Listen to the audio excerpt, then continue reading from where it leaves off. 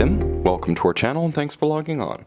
Today we're discussing the Panerai Luminor Marina left-handed PAM 26. You can see this 2008 re-edition of a late 90s classic and purchase it on our website. Subscribe to our YouTube channel if you enjoy these videos, and please click on the card in the upper right hand corner of the screen at any time during this video to see our full listing for this watch with accessories included, more high-resolution images, and naturally full pricing details. Now, in 1998 and 1999, the original Panerai Luminor Marina PAM 26 combined PVD stainless steel, which you see here, with the 44mm case and the Destro, or left-handed case style, designed to make the Panerai Luminor a little bit more wearable for lefties with its immense crown guard. Nevertheless, you should note that the watch is ambidextrous, as I'm wearing it comfortably right now as a right-hander with the watch on my left wrist. Now, it's easy to wear because in Panerai fashion, it's mostly case with very short cropped lugs. 44mm is the measurement from 9 to 3, not including that crown guard structure. But that's effectively also the height of the case. Now, lug to lug, it's fairly large, 53.5mm, but you'll see just how short and how strongly those lugs thrust straight down around the wrist.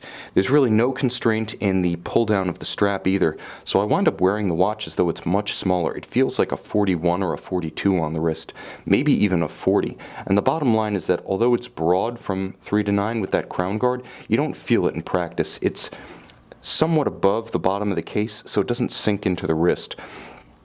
Now, you also note that it's actually quite thin.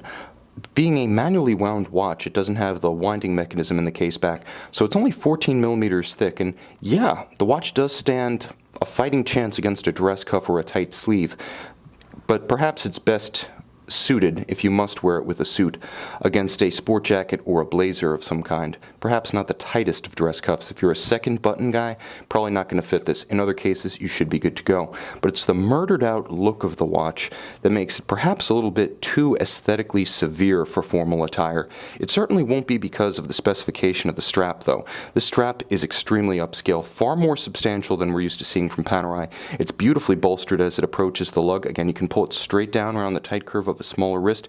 It is calfskin, but it's not the raw, untreated, natural calfskin that you see on the Assolutamente straps. This is upscale, both in material and appearance, and it's paired with a rather slimmed down Panerai pin buckle, still on the fly adjustable, but it's not the immense trapezoid that you typically see on these watches. Now, the first PAM 26, of course, built in the late 1990s, is distinct from the model you see here in a number of ways. Obviously, when you turn the watch over, the millissummation is going to be quite different from those old A's and B's. The case number, that's the OP number, is going to be distinct. And naturally, if you want one more cue, the modern version that you see here has an upgraded cam to lock the crown that has a little bearing in it, so when you open it and you close it, it's a smooth, fluid action rather than the grinding you would get on the older Luminor. So the watch is a little bit more refined than its historic predecessor. As one of 1,000 made for the 2008 Special Series year, this is a very collectible watch. In a lot of ways, it's like a Ford Mustang. It's a muscular, masculine image that takes a lot of the best lines from its historic predecessor and reissues it in a modern wearable, or in the case of the Mustang, derivable package. So basically a classic made new, and that's what you have with the PAM 26. Now, you can see that the dial is extremely tactical. In the spirit of the watch, everything is subdued except the lume itself. You can see the hands are blacked out. It is a COSC certified Panerai OP2 caliber inside the case, and we'll get to that in a moment, but the clear thing to remember is that you've got that classic Luminor profile just in reverse. You've got the device protecting the crown, a brilliant invention from the 1950s, still a Panerai exclusive. Essentially, open the crown, now you can wind it, you can pull, you can set, you can manipulate it with wet hands, with sweaty hands, with gloved hands. A lot more practical in many ways than a tight screw-down crown, and because of the crescent-shaped guard, you have all-aspect protection from blows that could otherwise compromise a conventional screw-down crown.